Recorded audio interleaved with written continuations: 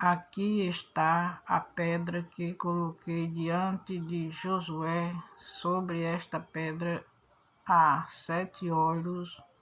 Eu mesmo gravarei nela uma inscrição: Oráculo de Javé do Exército. Um só dia tirarei a maldade desta terra. Nesse dia, o oráculo de Javé do Exército, cada um de você poderá convidar seu vizinho para vir debaixo da sua figueira parelha, debaixo da sua própria figueira.